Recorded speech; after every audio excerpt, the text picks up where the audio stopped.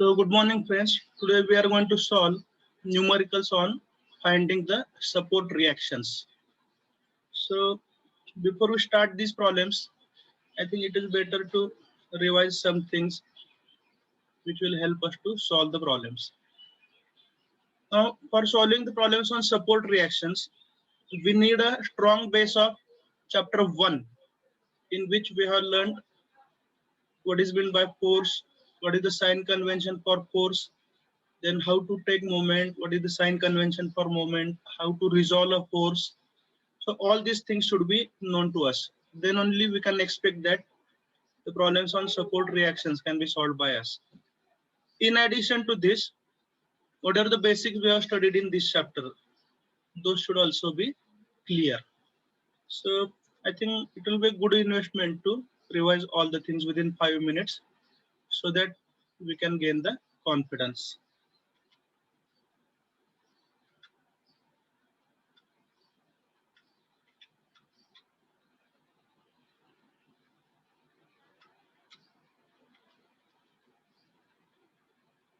We know that in case of concurrent force system, the conditions of equilibrium is only one, that is resultant should be equal to 0. आठवत आहे सर्वांना?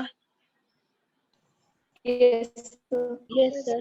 If the resultant is 0, its x component should be 0, its y component should be 0. That is summation fx equal to 0 and summation fy equal to 0. तर normally concurrent force system चे problem आपल्याला विचारले जात नाहीत. ठीक आहे. But if the force system is non-concurrent, just a minute.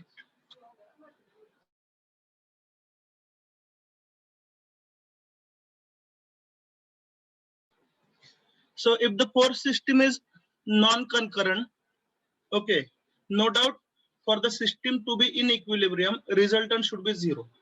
कुठल्याही condition मध्ये बघा इक्विलिब्रियम जर पाहिजे असेल तर महत्वाची गोष्ट काय, रिझल्टंट शुड बी 0. रिझल्टंट 0 पाहिजे याचा अर्थ काय, तर summation F X equal to 0, summation F Y equal to 0. ठीक आहे, ह्या दोन कंडिशन फिक्स आहेत. जर फोर्स सिस्टीम नॉन कन्करंट असेल तर अजून एक कंडिशन त्यांनी सॅटिस्फाय केलं पाहिजे की सर्वच्या सर्व फोर्सेसचं मुवमेंट जे आहे ते कसं पाहिजे, 0. Therefore summation M equal to 0 is the third condition for equilibrium in case of non-concurrent force system. ठीक आहे, so write down. आता आपण नेहमीप्रमाणे करूया, जे प्रॉब्लेम सोडवायचे आहेत ठीक आहे त्याच्याविषयी थोडंसं फ्लो चार्ट टाइप आपण लॉजिक लिहून घेऊया, स्टेप्स लिहून घेऊया आणि मग त्याचं एक्झिक्युशन करूया. Is that fine? Yes, sir. Yes, sir. Okay, so write down.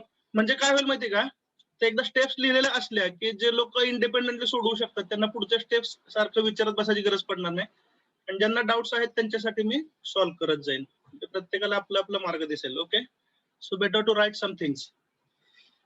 Right down heading numericals on finding support reactions.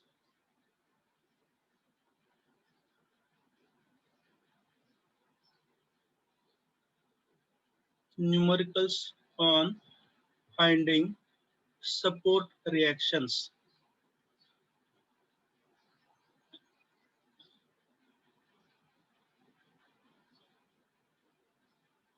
Support reaction आपल्याला मिळवायचे आहेत. ठीक आहे, write down. Number 1, for non-concurrent force system, for non-concurrent force system, comma, the condition for equilibrium is, the condition for equilibrium is, write down the three conditions. Summation fx equal to 0, summation fy equal to 0,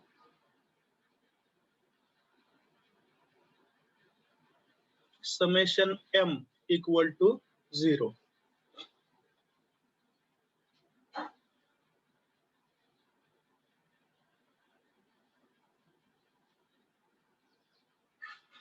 लिहिलं? Yes, sir. Okay. Yes, sir. मला वाटतं लगेचच इथं आपण काय लिहूया, sign convention एकदा revise करून लिहायला हरकत नाही. ठीक आहे. ब्रॅकेट मधल्या sign convention.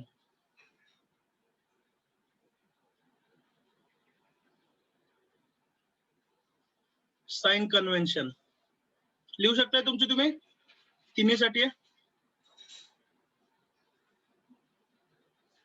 Hello. Yes, sir. Sign convention लिहा.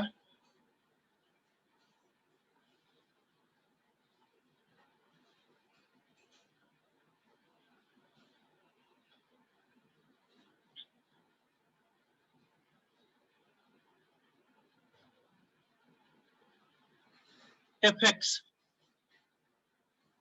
FX चे साइन कन्व्हेन्शन. FX डॅश करून लिहा. फोर्स टुवर्ड्स RHS म्हणजे right hand side is positive. FX dash करून लिहा. Force towards RHS right hand side is positive and force towards LHS is negative. Next line. FY. FY चे sign convention सांगा.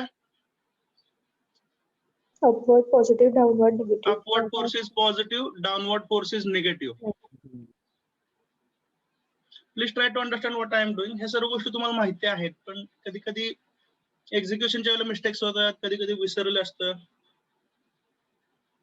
कधी कधी network नसतं महत्वाचं lecture घेताना.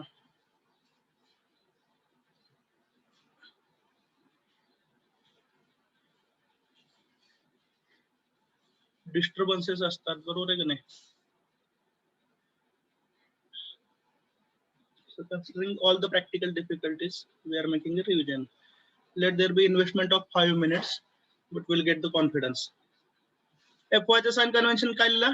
Upward force positive, downward force negative. Negative. Next line. Summation M dash करून लिहा. Summation M साठी sign convention. What is the sign convention? Clockwise. Clockwise movement positive, anti-clockwise movement negative. हा चॅप्टर सुरू करताना मी taste केलेला आहे, सर्वांना बऱ्यापैकी हे समजलेलं आहे साइन कन्व्हेन्शन मुवमेंटचं. आज त्या परत टेस्ट करायची गरज नाही.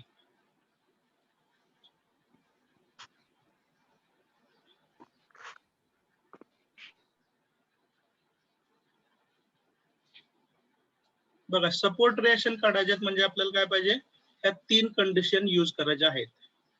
कशासाठी? नॉन कन्करंट फोर्स सिस्टीम साठी. नॉर्मली नॉन कन्करंट फोर्स सिस्टीम आपल्याला दिली जाते.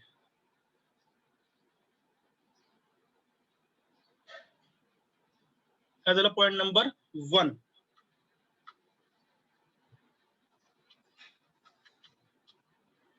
त्यानंतर हे सगळं आपल्याला समजलेलं आहे, हे काय रिपीट करत नाही. सिंपल सपोर्ट म्हणजे काय असतं, तर बीम जस्ट प्लेस केलेले असते, एकच force reaction perpendicular to plane of the beam. Roller support, तर याच्यामध्ये सुद्धा एकच रिएक्टिव्ह फोर्स असतो, जो कसा असतो, रोलर ज्या प्लेन वरती ठेवलेले आहेत त्याला परपेंडिक्युलर. आठवत आहे ना? चला continue. Yes, sir. Yes, sir. Okay. Third one is कुठला सपोर्ट? हा Hinged support. हिंज्ड सपोर्ट और पिन सपोर्ट. तर जास्तीत जास्त प्रॉब्लेम्स मध्ये हा सपोर्ट दिलेला असतो, हा सर्वात महत्वाचा, हे समजून घ्या. तर याच्यामध्ये रिएक्टिव्ह फोर्सेस किती असतात? 2 असतात. One is horizontal, one is vertical. Normally बघा, मी तुम्हाला सांगितलं की नॉर्मली जिथे तुम्हाला अँग्युलर मुवमेंट एक्सपेक्टेड आहे बीमची, तर तिथे रिएक्टिव्ह फोर्स हा इन्क्लाइंड अपेक्षित आहे, म्हणजेच त्याला 2 कंपोनंट असतील. ठीक आहे. तर इन जनरल आपण काय म्हणू शकतो, हिंज्ड किंवा पिन सपोर्ट मध्ये 2 रिएक्टिव्ह फोर्सेस असतात. One is horizontal, one is vertical, ज्याला तुम्ही RX आणि RY असं पण म्हणू शकता. चला continue. Yes, sir. Yes, sir. आणि हा एक सपोर्ट आहे, हा कुठल्या प्रकारचा आहे? फिक्स्ड सपोर्ट आहे. तर याच्यामध्ये सुद्धा हॉरिझॉन्टल फोर्स, व्हर्टिकल फोर्स आणि रेझिस्टिव्ह मुवमेंट. ठीक आहे. तर ह्या सगळ्यांची समरी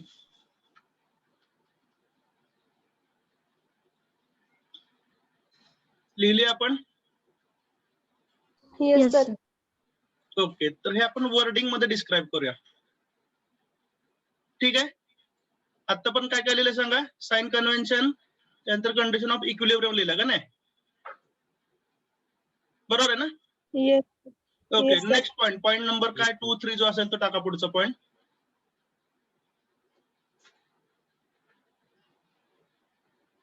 त्याच्यामध्ये ए लिहा. थर्ड पॉइंट आहे ना, जो काय असेल तो थर्ड मधला A. Simple support produces only one reaction. Simple support produces only one vertical reaction.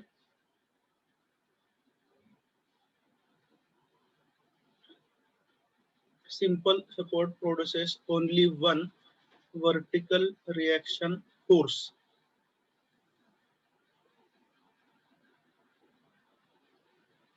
B, त्यातला B. Roller support produces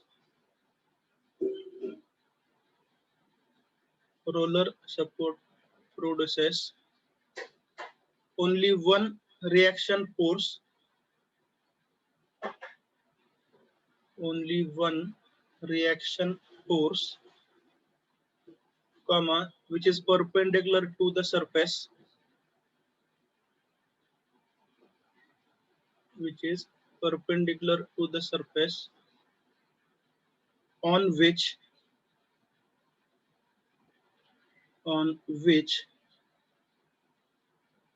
the roller rests.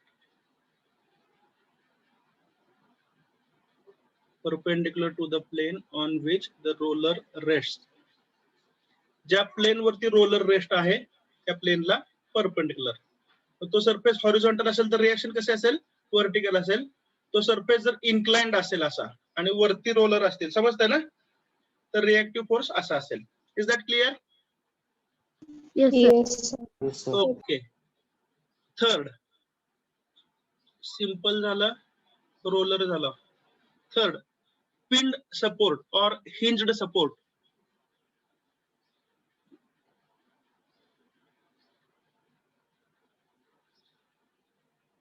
Pinned support or hinged support produces two reactive forces.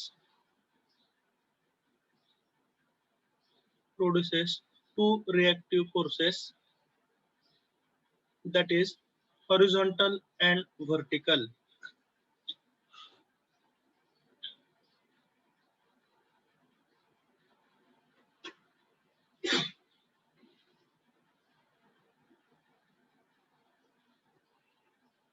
D लिहा त्यातला चौथा. Fixed support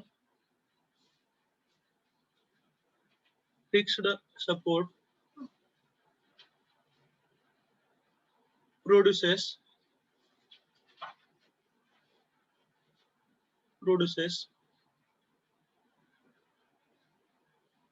horizontal reactive force.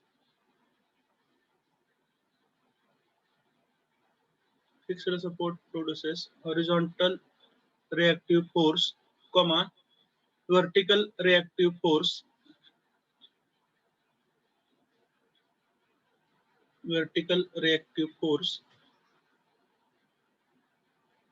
And resistive moment.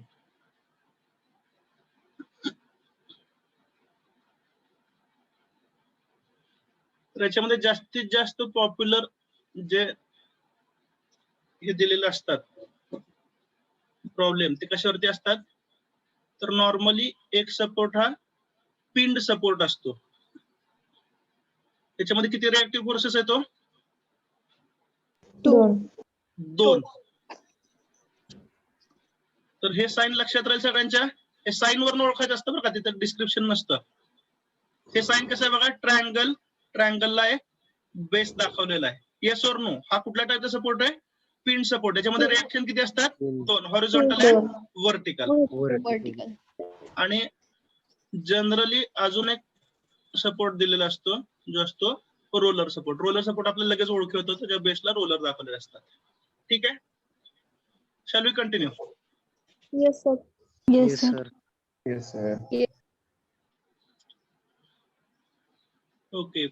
Tail me what we have written from beginning. पहिल्यापासून काय लिहिलं? Conditions of equilibrium, sign convention आणि हे types of reaction. Okay, हे loading वगैरे आता आपल्याला माहिती आहे, तर त्याच्या आता प्रोसिजर सांगतो मी. Right down procedure. हे आता पण लिहिलंय का होतं? बेसिक्स होतं, बरोबर का? थिअरी होती. Right down the procedure.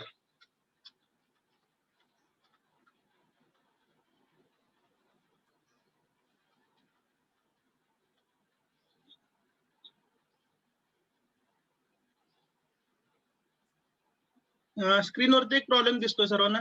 Is it visible? Yes, sir. Yes, sir. Okay. आता प्रोसिजर लिहिण्यापूर्वी प्रॉब्लेमचं नेचर काय असतं बघा. What do you observe in this problem? Two supports are given at point A and B. Okay, which is the type of support at point A? Pinned support. Pinned support or hinge support. Very good. म्हणजे तिथं reactive compound किती असतील? दोन. One is horizontal, one is vertical. लक्षात येत आहे? Yes. Okay. Yes. Next, the support at point B is roller type of Roller support. support. Correct? So there will be only one reaction. ठीक आहे. Next, आता आपल्याला find out काय करायचं? वरती वाचा बरं. Find out the support reactions at points A and B. Yes or no? Yes, sir. Yes. Okay. आता मला सांगा, सपोर्ट रिएक्शन म्हणजे नक्की काय असतं? पूर्वी डिस्कस केलं आपण. सपोर्ट रिएक्शन म्हणजे नेमकं काय? बीम वरून एखादा फोर्स ऍक्ट केला तर त्याला अपोजिट रिएक्शन मिळते. Very good, very good, very good. बघा, आता इथं जर तुम्ही पाहिलं तर या बीम वरती आपण लोड किंवा फोर्सेस अप्लाय केलेले आहेत, बरोबर आहे? हा 30 किलो न्यूटन फोर्स. हा कसला फोर्स आहे? 0.4. Point load. Correct, very good. 30 kilo newton हा पॉइंट लोड आहे. तो कसा आहे? व्हर्टिकल आहे. 50 किलो न्यूटन हा पण पॉइंट लोडच आहे, पण इन्क्लाइंड आहे. Yes or no? Yes, sir. आणि इथं 20 किलो न्यूटन पर मीटर हा जो दिसतोय हा युनिफॉर्मली UVA. व्हॅरिंग लोड आहे, बरोबर आहे? You. Yes, sir. करेक्ट. अजून कुठल्या प्रकारचा फोर्स असू शकतो? युनिफॉर्मली डिस्ट्रीब्युटेड लोड असू शकतो, बरोबर आहे की नाही? Yes, sir. किंवा एखादं मोमेंट ह्या बीम वरती ऍक्ट होतं असं आपल्याला दिलं जाऊ शकतं. तर हे सर्व फोर्सेस आणि मोमेंट ज्यावेळी बीम वरती ऍक्ट होतात त्यांना तुम्ही काय म्हणता? Active forces. Yes or no? आणि Yes, sir. बीमला इक्विलिब्रियम मध्ये ठेवण्यासाठी बीम काय करते? रिएक्टिव्ह फोर्सेस एक्झर्ट करते. Is that clear? येस. तर हे सर्व फोर्सेस जे आपल्याला केलेले आहेत, प्रॉब्लेमचं नेचर लक्षात घ्या, नंतर सोडवणं एकदम सोपी गोष्ट आहे. जे फोर्सेस अप्लाय केलेले आहेत बीम वरती, बरोबर आहे का? तर बीम काय करेल? इक्वल आणि अपोजिट त्याला रिएक्शन फोर्सेस देईल, जेणेकरून बीम काय राहील? बॅलन्स्ड किंवा इक्विलिब्रियम कंडिशन मध्ये राहील. तर आपल्याला कॅल्क्युलेट काय करायचं? बीम इक्विलिब्रियम कंडिशन मध्ये राहण्यासाठी ए आणि बी या पॉइंट मधून कोणकोणते रिएक्टिव्ह फोर्सेस असतील, ते कसे असतील आणि त्यांची दिशा कशी असेल हे आपल्याला कॅल्क्युलेट करायचं आहे. Is that clear? तर बघा, बी ह्या पॉइंटचा जो रिएक्टिव्ह फोर्स असेल रोलर असल्यामुळे कसा आहे? व्हर्टिकली अपवर्ड असेल, बरोबर ना? Yes, sir. आणि ए ह्या पॉइंटला दोन रिएक्टिव्ह फोर्सेस असतील, जे मी तुम्हाला रेड कलरच्या एरो मध्ये दाखवलेत. तर या रिएक्टिव्ह फोर्सेसचा आपल्याला मॅग्निट्यूड काढायचं आहे. Have you understood the nature of the problem? Yes sir. प्रश्न Yes, स्वरूप sir. लक्षात आले? Yes, sir. ओके. मग आता आपण काय करूया? प्रोसिजर लिहून घेऊया. सॉरी, राईट डाऊन स्टेप्स किंवा procedure.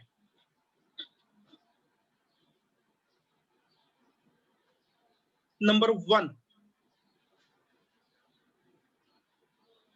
if the point loads are inclined,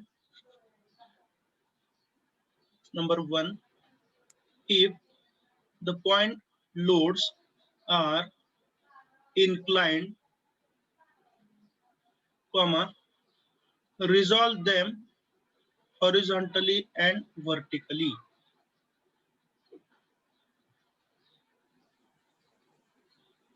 if the point loads are inclined, comma, resolve them horizontally and vertically. याचा अर्थ लक्षात घ्या. तर 50 किलोन्यूटन हा फोर्स कसा आहे? इन्क्लाइंड आहे का नाही? तर त्याला रिझॉल्व करा. तर त्याचे दोन कॉम्पोनंट कसे येतील? Horizontal component towards left hand side, vertical component downward. हे रिझोल्युशन केलं. हे आपल्याला माहिती आहे, अनेक वेळा केलं आपण. बरोबर आहे का? Yes. हा 30 किलो न्यूटन हा फोर्स रिझॉल्व करायची गरज आहे का? नाही. No, sir. मागच्या वेळेला बऱ्याच लोकांनी हा प्रश्न विचारला होता. 30 किलो न्यूटन हा फोर्स रिझॉल्व करायची गरज आहे का? नाही. No sir. कारण बघा, याचं कारण पण मी समजावून सांगतो तुम्हाला. कंडिशन कोणकोणत्या वापरणार आहे तुम्ही? Summation F X equal to 0, म्हणजे अलॉंग एक्स ऍक्सिस तुम्ही कॅल्क्युलेशन करणार आहे. Yes or no? Yes, अजून sir. दुसरी कंडिशन Yes, कुठली sir. वापरणार आहे तुम्ही? Summation summation F Y equal to 0. 0. म्हणजे जे फोर्सेस तुम्ही कन्सिडर करणार आहात, बरोबर का, ते आयदर हॉरिझॉन्टल असले पाहिजे किंवा व्हर्टिकल असले पाहिजेत.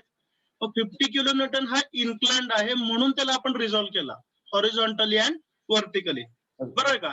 पण 30 किलो न्यूटन जो आहे तो असतानाच व्हर्टिकल आहे. Yes or no? त्यामुळे तो summation F Y equal to 0 याच्यामध्ये कन्सिडर होणार आहे. तो असतानाच बिचारा सरळ आहे, तिरका नाही. बरोबर आहे ना? Yes, sir. मग जो सरळ आहे त्याला सरळ करायची गरज आहे का?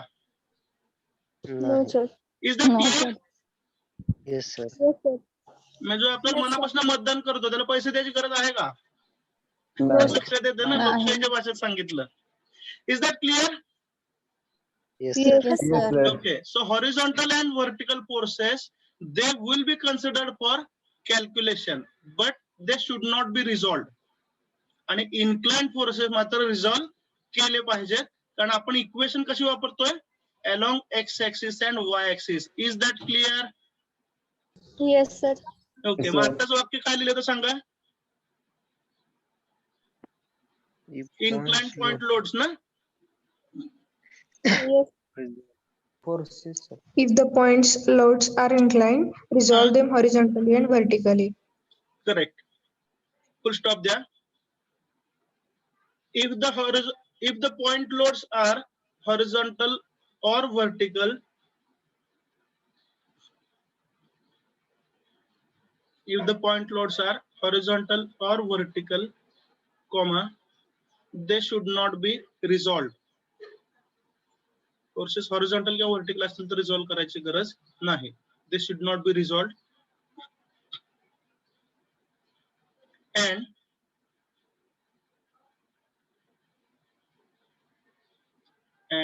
these forces should be considered. These forces should be considered during the calculations. Horizontal vertical forces resolve करू नका, पण ते कॅल्क्युलेशन मध्ये कन्सिडर करा, असा अर्थ आहे या वाक्याचा. Shall we continue? Yes, sir. Yes, sir. Yes, sir. बघा, next point.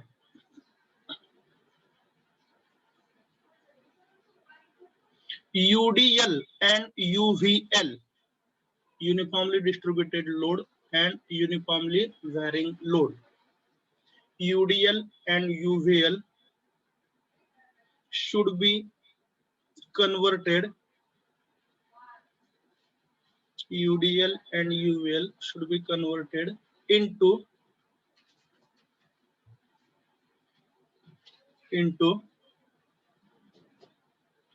equivalent point loads.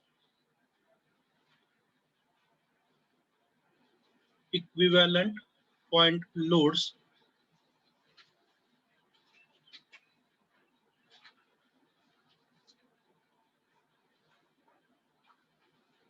and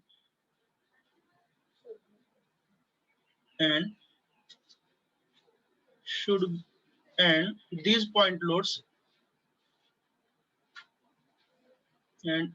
point loads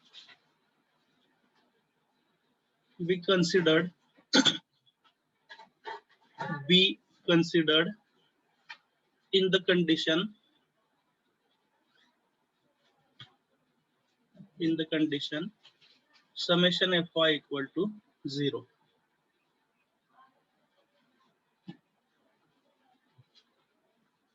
Read this sentence and tell me what you have understood from this sentence. ह्या वाक्याचा अर्थ मला कोण सांगेल?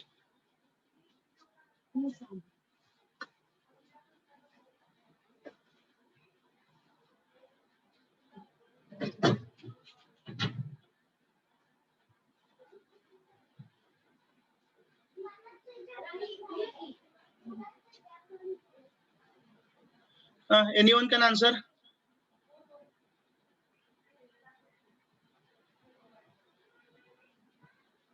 Okay, at least read the sentence. UDL and काय म्हणलंय? UVL should be converted. Converted into point load. एवढं तरी आता समजलं असेल? Yes, sir. हा, काय सांगितलंय? आता इथं बघा, Yes, sir. 20 kilonewton per meter हा युनिफॉर्मली व्हॅरिड लोड आहे. युनिफॉर्मली डिस्ट्रीब्युटेड आहे? नाही, युनिफॉर्मली UVL. युनिफॉर्मली व्हॅरिंग आहे. ते कशामध्ये कन्वर्ट करा तुम्ही? पॉइंट लोड मध्ये कन्वर्ट करा. बरोबर आहे का? मग त्या फोर्सचं मॅग्निट्यूड किती येईल सांगा बरं? जो इक्विव्हॅलंट पॉइंट लोड आहे 0.5 into 20 into 3. 0.5 बरोबर इंटू मॅग्निट्यूड किती आहे? 20 इंटू स्पॅन म्हणजे लेंथ 3 मीटर वरती पसरलाय ना, बरोबर ना? 0.5 इंटू 20 इंटू 3 बरोबर ना? Yes, yes sir. सर. हा, मग Yes. 20 त्रिक 60, 60 गुणिले 0.5 म्हणजे हे 30 किलो न्यूटन 30 Newton. बरोबर आहे का? Yes, sir. तर 30 किलो न्यूटन हा काय झाला? इक्विव्हॅलंट पॉइंट लोड म्हणजे हा जो युनिफॉर्मली व्हॅरिंग लोड आहे तो आपण कन्वर्ट केला पॉइंट लोड मध्ये. बर, तो किती डिस्टन्स वरती ऍक्ट होतो? 1/3 1 from meter. 1/3 from the maximum intensity. Maximum intensity कुठे? उजवीकडे, बरोबर ना? Yes sir. Yes. तर उजवीकडून 1 मीटर वरती हा 30 किलो न्यूटनचा लोड ऍक्ट होतो. Is that clear? Yes, sir. Yes sir. बर, मग पहिल्यांदा काय केलं तुम्ही? 50 किलो न्यूटनचा व्हर्टिकल कॉम्पोनंट पण काढला असेल का नाही? काय असेल त्याचं मॅग्निट्यूड? 50 इंटू साइन 30 बरोबर आहे का? Yes, sir. Yes, sir. 50 into sine 30. थोडस माऊसचं मी तुम्हाला सांगितलंय, माऊस व्यवस्थित नाही इथं, त्यामुळे टचपॅड वरती लिहितो. बघा आता व्हर्टिकल फोर्सेस कुठले कुठले झाले? तर 50 साइन 30 झाला, 30 किलो न्यूटन झाला आणि 30 किलो न्यूटन जो युव्हीएल चा इक्विव्हॅलंट आहे. Yes or no? Yes, sir. Yes. Yes, sir. तर आत्ताचं वाक्य तुम्हाला काय सांगतं? पुन्हा एकदा युव्हीएल वरती फोकस करा. तर युव्हीएल जो आहे तो तुम्ही पॉइंट लोड मध्ये कन्वर्ट करा. ज्याचं मॅग्निट्यूड पुन्हा एकदा किती आलंय? 30. आणि हा कशामध्ये कन्सिडर करा? समेशन Fy इक्वल टू 0 या कंडिशन मध्ये कन्सिडर करा. Understood or not? Yes, sir. Yes, sir. कारण युनिफॉर्मली डिस्ट्रीब्युटेड युनिफॉर्मली व्हॅरिंग जे आहेत ते ऍक्ट कसे होणार? व्हर्टिकली डाऊनलोड होणार आहेत. Is that clear? Yes, sir. तर ही जनरल केस सांगितलेली आहे, पुन्हा एकदा नोट करा. बीम हॉरिझॉन्टल असेल तर तो फोर्स व्हर्टिकली डाऊनवर्ड ऍक्ट होईल.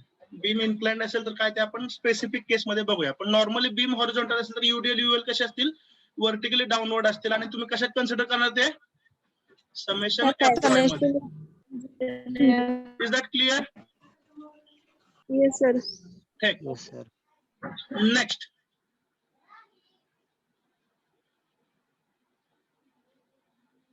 equivalent point load, equivalent point load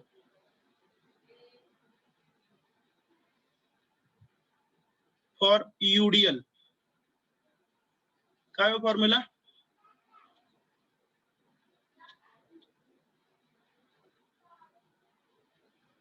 meeting मधनं लोक गायब व्हायला लागलेत हळूहळू. UDL into span. Intensity of UDL into span of the beam Fan. किंवा लेंथ म्हणा, काय म्हणायचं ते म्हणा. Right down.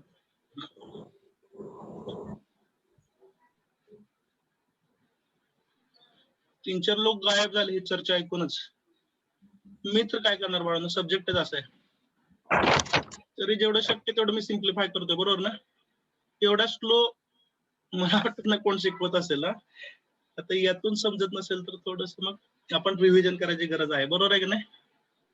डायरेक्ट आपण हे लेक्चर ऐकणार आणि पुढच्या लेक्चरला काय असेल ते बघणार, असं जर केलं तर नाही जमणार. Yes, sir. कारण हा सब्जेक्ट अवघड आहे, मी तुम्हाला सुरुवातीला सांगितलं, बरोबर ना? ये बच्चों के खेलने की चीज नाही, बरोबर ना? लग जाए तो खून निकल आता है. त्यामुळं डायरेक्ट जे आपण स्वतःला जर शेन वॉर्न सारखं ग्रेट समजत असेल, शेन वॉर्न माहिती आहे तुम्हाला? रिटायर झाला होता क्रिकेट मधून, बरोबर आहे का? आणि Yes, फक्त sir. IPL मध्ये खेळायचा. तर त्यानं ह्या IPL मध्ये जर एकदा बॉलिंग केली की तो डायरेक्ट पुढच्या IPL मध्येच नेट मध्ये प्रॅक्टिस करायचा, मध्ये वर्षभर काहीच करत नव्हता, आणि तरी पण तो बेस्ट बॉलर असायचा. आता आपण Sir, असं असू आवाज शकतो. येत नाही. Hello, Yes, sir. येतोय की राव? नेटवर्क चेक करा आपलं. तर डायरेक्ट आजचं लेक्चर झालं आणि उद्याच्या लेक्चरला मला सगळं जमाव असं जमत नसतं, बरोबर आहे का? रिव्हिजन असेल तर ह्या गोष्टी जमतील, प्लीज अंडरस्टँड. इथून पुढे सब्जेक्ट हळूहळू कॉम्प्लिकेटेड होत जाणार आहे, आणि त्याची इंटेन्सिटी कॉम्प्लिकेशनची हे मिनिमम राहावे म्हणून मी खूप वेळा रिवाइज करतोय. आता इथनं पुढे ह्या गोष्टी लक्षात ठेवणं हे मात्र तुमच्या हातात आहे. ज्याला इंटेन्सिटी ऑफ UDL काय फॉर्म्युला लिहिला? Equivalent load is equal to UDL into span. Span bracket मध्ये लेंथ लिहा.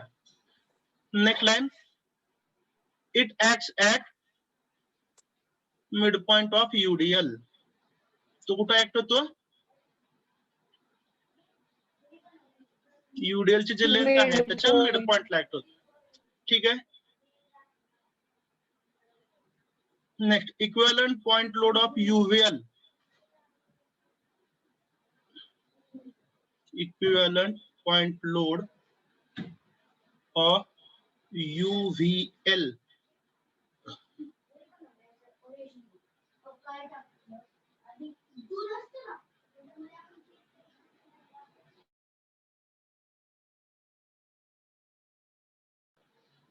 What is the formula? Equivalent point load is equal to 0.5 into 0.5 into 0.5 UVL into UVL into span.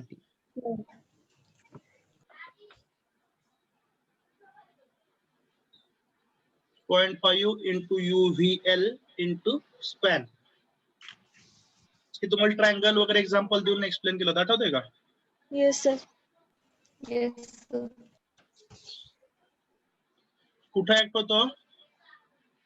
It acts at a distance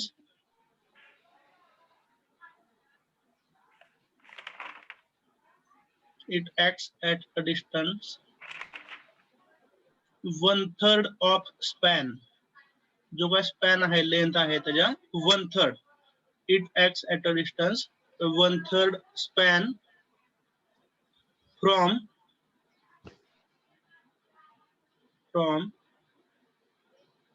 the maximum intensity.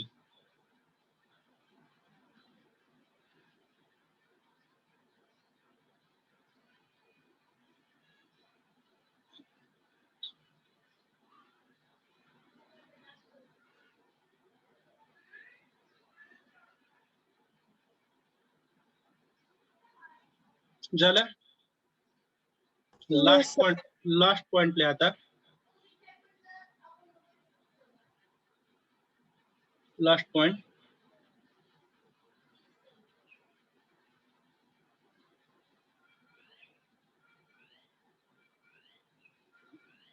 एक minute, आमच्या लेकरांनी video game चालू केले दिसते, आवाज येत असतील तुम्हाला. जस्ट अ मिनिट, दरवाजा बंद करावा लागेल.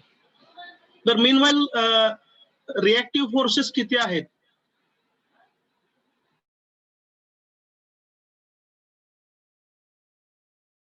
Four. 3.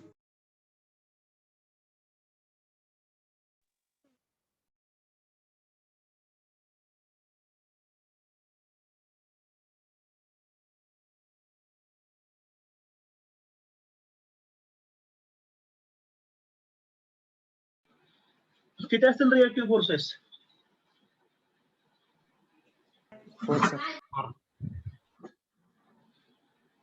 फोर कुठून आले हो? सर 3. 3. ए हा Three, सपोर्ट कसा आहे? ए हा सपोर्ट कसा सांगा? Hinged support. Hinged support. तिथं रिएक्टिव्ह फोर्सेस किती असणार? 2. 1 व्हर्टिकल 1 Two. हॉरिझॉन्टल. बी हा कसला सपोर्ट आहे?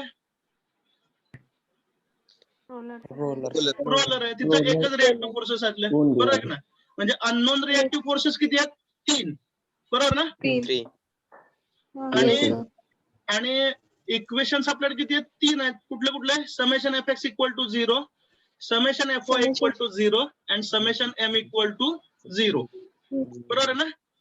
3 Yes, इक्वेशन, 3 अननोन. आदमी 3 और गोली भी 3. आठवलं का? का नाही? आठवलं. कशामधले हो? Sholay movie. Very good, very good, very good. That's like my students. हा. तर नॉर्मली मूवीज आणि क्रिकेट हे आपल्या आवडीचं आहे, त्यातली काही उदाहरणं देत जाईल. ठीक आहे? Have you understood? So there will be 3 unknown forces and we are having 3 equations. समजतंय? 3 इक्वेशन यूज करा. प्रत्येक इक्वेशन मध्ये तुम्हाला एक अननोन सापडेल. Have you understood the nature of problems? yes, sir. Sir. लक्षात आलंय? Write down last point.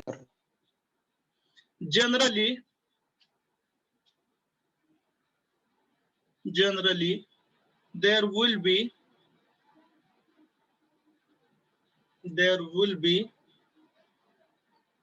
3 unknown reactive forces.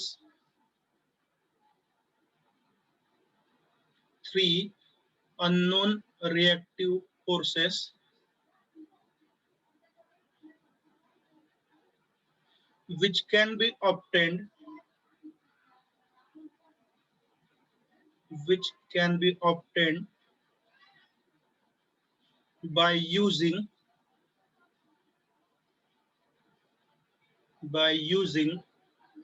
3 equilibrium conditions.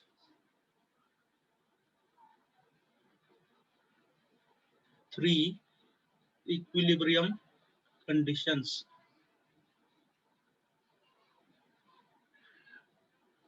पुन्हा एकदा खाली तिन्ही कंडिशन लिहा. कुठल्या कुठल्या? Summation F X equal to 0, पहिली equilibrium condition.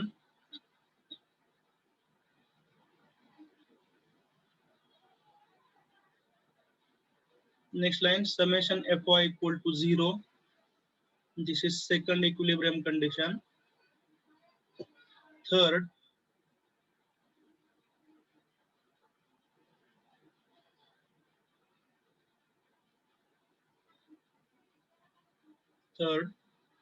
summation m equal to 0.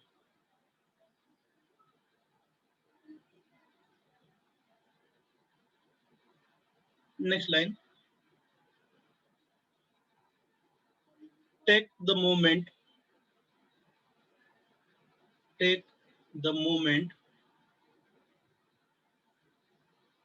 about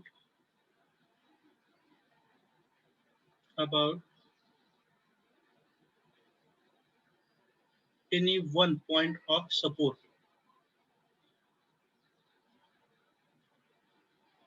Any one point of support.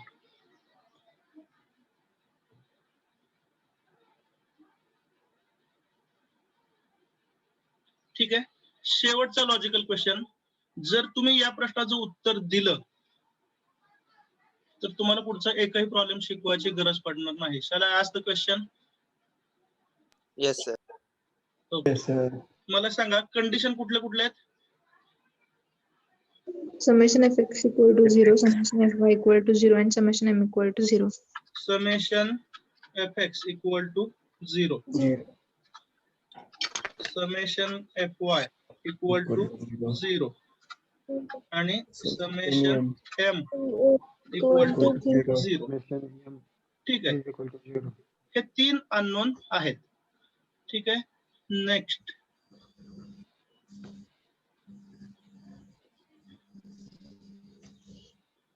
Reactive forces किती तिथं, तर रोलर सपोर्टच्या ठिकाणी एकच रिएक्टिव्ह फोर्स आहे, बरोबर आहे का? त्याला आपण RB म्हणायचं. Yes sir. हे मी तुम्हाला फक्त लॉजिक शिकवतो बाळांनो, कारण लक्षात ठेवा प्रॉब्लेम पाठ करण्यापेक्षा लॉजिक समजावून घेणं कधी चांगलं, कारण लॉजिक हे युनिव्हर्सल असतं, बरोबर ना? प्रॉब्लेमचं सोल्युशन आहे तेवढ्या पुरतं असतं. आणि ए हा कसला सपोर्ट आहे, हिंजड सपोर्ट, त्यामुळे तिथं 2 रिएक्शन असतील. Yes or no? Barsakar sorry बरं का, माझ्या बारसकर माझ्या हातनं रेस्ट चुकून निघाले बरं का, नाराज होणार.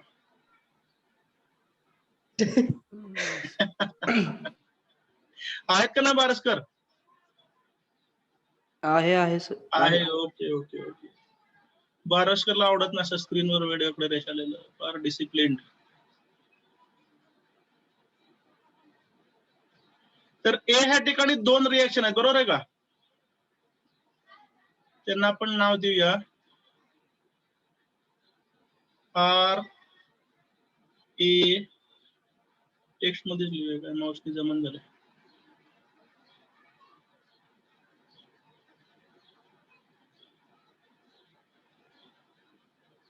ए ह्या ठिकाणी जे रिएक्शन आहे त्याला आपण RAX म्हणजे reaction at A x component, ठीक आहे ना?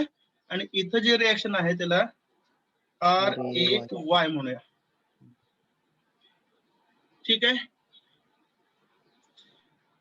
आता काही लॉजिकल प्रश्न विचारतो बिन शिकवता, मला तुमचं लॉजिक चेक करायचंय, ठीक आहे?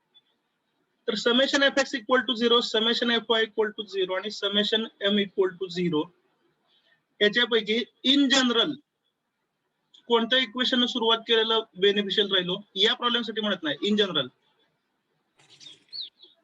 Summation Fx. y equal to 0. नाही, प्रॉब्लेमचं नेचर लक्षात आलं का तुमच्या? 3 equations 3 unknowns.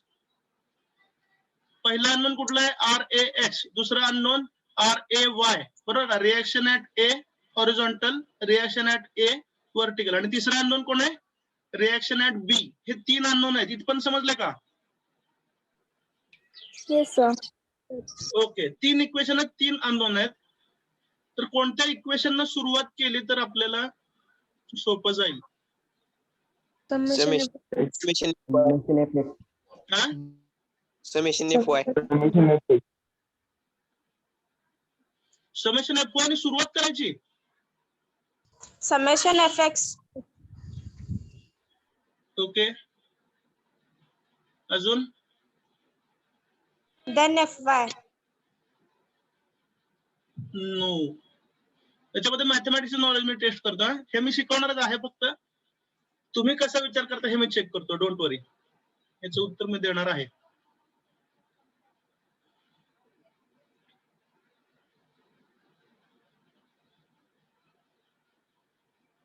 Movement about point A. Very good, very good, perfect perfect perfect. कुणी सांगितले उत्तर? Roll number? Communication C61. Perfect perfect, ठीक आहे. आता लक्षात घ्या, समेशन एम ने जनरली सुरुवात केली पाहिजे.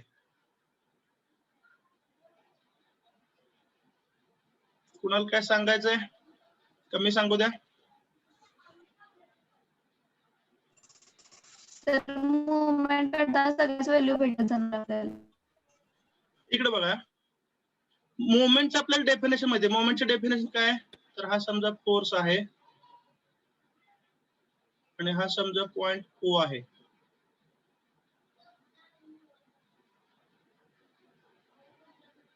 सर आवाज ब्रेक होतोय.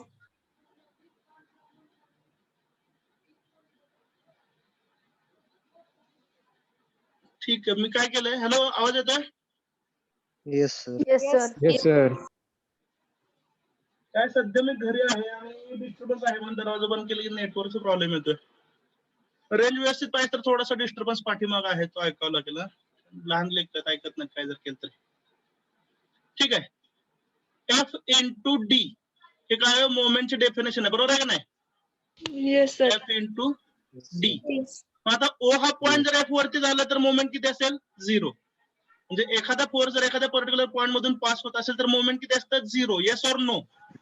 Yes, sir. sir. Yes, sir. मग आता बघा व्हर्टिकल फोर्सेस तुम्हाला सगळ्या माहिती आहेत. हा युव्हीएल कन्वर्ट केला त्याचं मॅग्नेट्यूड किती आलं 30 आलं. अजून 30. अरे काय व्हायला लागलं हे.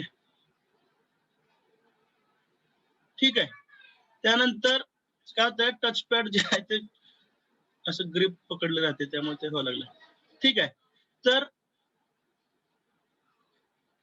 एकच second.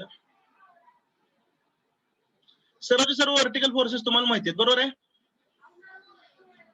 Yes sir. Yes, sir.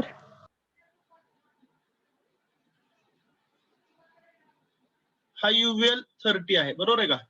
नंतर अजून एक व्हर्टिकल फोर्स आहे 30 आणि 50 किलो न्यूटनचा व्हर्टिकल कॉम्पोनंट पण तुम्हाला माहिती आहे बरोबर आहे की नाही. 50 इंटू साइन ऑफ 30 म्हणजे 3 व्हर्टिकल फोर्सेस माहिती आहेत तुम्हाला बरोबर आहे की नाही. आता जर तुम्ही मुवमेंट अबाउट पॉइंट ए घेतलं तर RAX आणि RAY हे दोघे कुठून पास होतात तो ए मधून पास होतात. ए Yes or मध्ये no? Yes sir. म्हणजे दोन्ही अननोनचं मुवमेंट किती झालं 0 झालं. Understood or not. Yes sir. जिथं 2 रिएक्टिव्ह फोर्सेस आहेत नॉर्मली तिथं मुवमेंट घ्यायचं. म्हणजे हॉरिझॉन्टल कॉम्पोनंट ऑफ रिएक्शन आणि व्हर्टिकल कॉम्पोनंट ऑफ रिएक्शन हे दोन्ही ए मधून पास होत आहेत. पुन्हा एकदा सांगा काय सांगितलं मी. ज्या ठिकाणी 2 रिएक्टिव्ह फोर्सेस आहेत. आता सध्या 2 रिएक्टिव्ह फोर्सेस कुठे तो ए ला आहेत बरोबर आहे की नाही. मग जर आपण मुवमेंट अबाउट पॉइंट ए घेतलं तर काय होणार आहे horizontal component of reaction vertical component of reaction RAX आणि RAY ह्या दोघांचं मुवमेंट किती होणार आहे 0. नंतर मग तुम्हाला 30 किलो न्यूटन दुसरा 30 किलो न्यूटन आणि 50 चा व्हर्टिकल कॉम्पोनंट यांचं मुवमेंट कॅल्क्युलेट करता येईल साइन कन्व्हेन्शन वापरून. Yes sir. Yes, sir. Yes, sir. RB चं मुवमेंट घेता येईल yes sir. About point A. म्हणजे ज्यावेळी तुम्ही समेशन एम इक्वल टू 0 वापरता त्यावेळी एकच अननोन राहतो तो कुठला RB. Yes or no. RB. Yes sir. Yes. त्यामुळे तुम्ही समेशन एम इक्वल टू 0 जर सुरुवात केली तर तुम्हाला पहिला अननोन कुठला मिळणार आहे RB. Is that clear. Yes. नंतर वापरा summation F X equal to 0 आणि शेवटी वापरा summation F Y equal to 0. Understood. Okay. तर शेवटचं वाक्य लिहा प्रोसिजर मध्ये. Generally start with the equation. Generally start with the हे जनरली म्हणतो प्रत्येक केस मध्ये हे ऍप्लिकेबल आहे असं नाही. Generally start with the equation summation M equal to 0.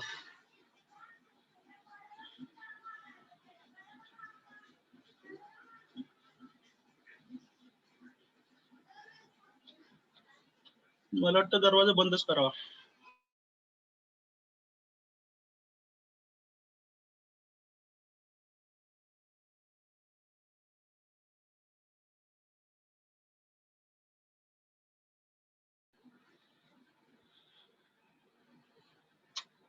Okay, am I audible? Yes, sir. Yes, sir.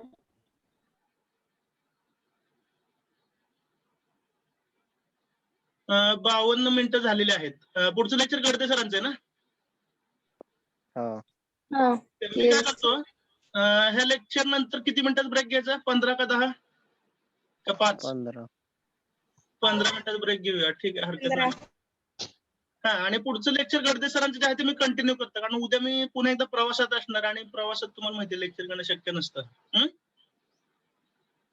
तर आपण हा प्रॉब्लेमला एक प्रॉब्लेम घेऊया आता सुरुवात करूया. पुढच्या लेक्चर मध्ये तो प्रॉब्लेम आणि अजून एक प्रॉब्लेम कम्प्लीट करूया. चालेल ना. 11 वाजता कंटिन्यू केलं तर चालेल ना. Yes sir. ह्या लेक्चर मध्ये अजून 8 मिनिटं आहेत.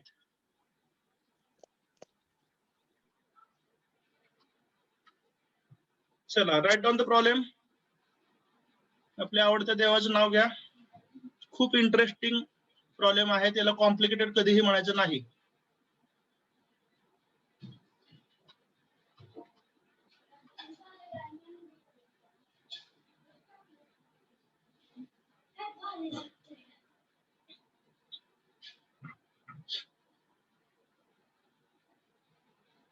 Find out the support reactions at A and B. Okay जे डिस्क्रिप्शन आले ते सर्वांना समजलंय. Yes sir. Okay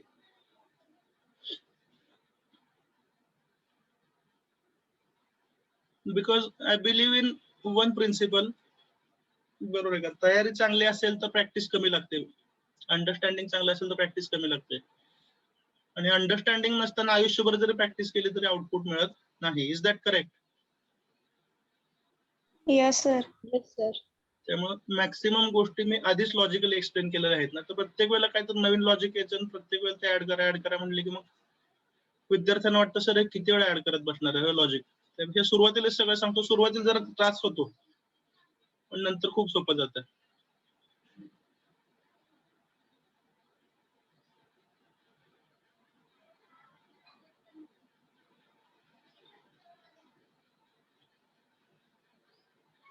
Find out the support reactions at A and B.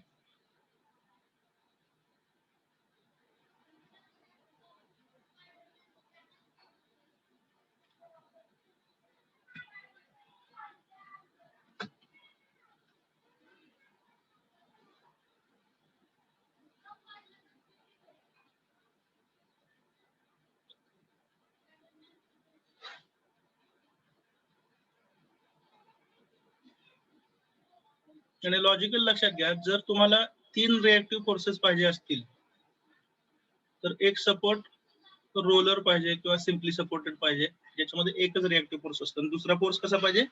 Hinged support पाहिजे, ज्याच्यामध्ये 2 रिएक्शन असतात. तिसरा एक टाईपचा सपोर्ट होता फिक्स्ड, आठवतंय ना? फिक्स्ड मध्ये 3 अननोन असतात. Yes, sir.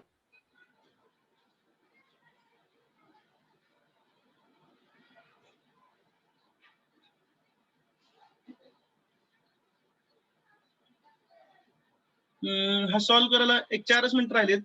सुरुवात करू नका, आपण पुढच्या लेक्चरला सुरुवात करूया. ठीक आहे? Just tell me the steps. जे प्रोसिजर आहे ते वाचन, त्यानुसार मला काय काय करावं लागेल एवढं फक्त सांगा. पुढच्या लेक्चरला आपण डायरेक्ट सोडवायला सुरुवात करूया.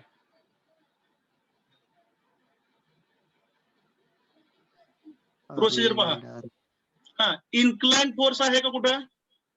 नाही. No, sir. म्हणजे रिझॉल्व्ह करायची गरज आहे का कोणालाही? नाही. नाही. ठीक आहे. त्यानंतर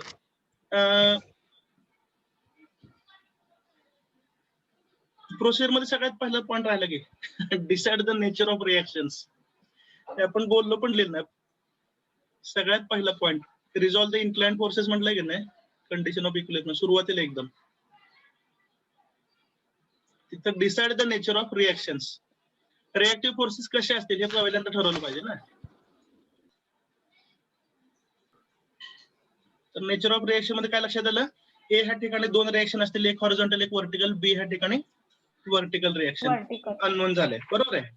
नेक्स्ट, दिलेल्या फोर्सेस पैकी कुणाला रिझॉल्व्ह करायची गरज आहे का? नाही. नेक्स्ट, त्यानंतर काय करायचं?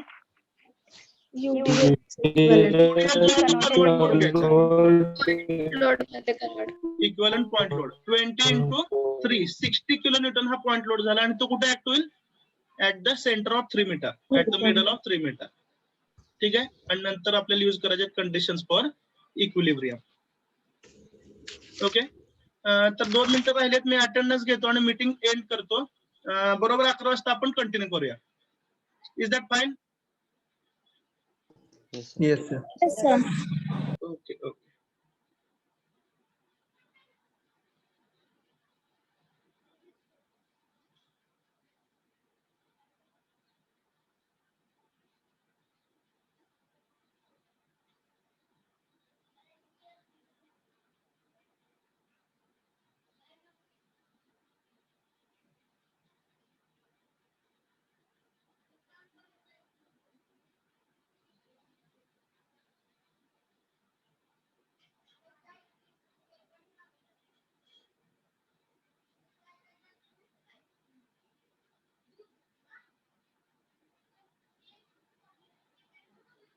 ठीक आहे. Thank you. Will continue at 11 AM.